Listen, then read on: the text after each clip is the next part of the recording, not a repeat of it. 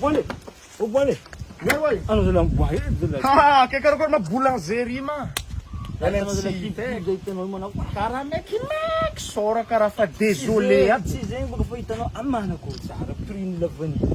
Tilari ni tiraring ni. Nanomboly nga lavanise fa tsisy WC ka po za mivalagna za amin'ny resaka lavanise fa le prix-nazy tegna maty.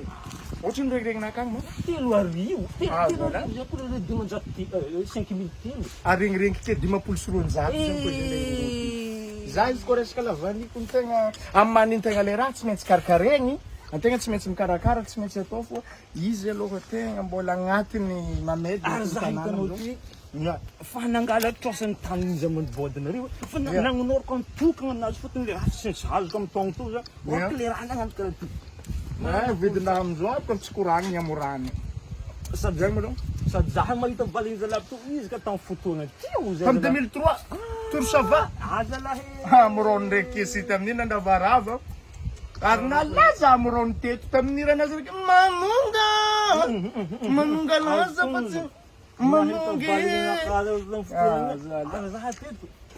nila viavy agnatin'ny 500 000 agnatin'ny kalendar rehitsy ny viavy raiky tamin'ny fotoana ny galato azo koa moa sara beky fotony le raha mbalananjala tamin'ny 2003 lavany tsy faniazana sara mbalo ary zay ko nitato atena tsisy artiste mbola tamin'ny 2003 za amorony ndraiky kesy gasy Valéry dimanche 24 août 2003 fa ela zegny tsombo ndraiky atsika feky zala izy manafondegna ny toagny ya mety za atsika feky aloha marô mitexte anao mitegna agnambo anao mangolotry zaha agnambany comme un spectacle ça va anjany nofinofiko fa metany tanana ya fotony ko tsisy tsy maresaka comme un spectacle ça va ohatra zay bandelao jiaby fa mipetapetaka ça va voilà azoko ndeha studio tsika manao azoko deta studio alaza tsika iato ato za alaza izy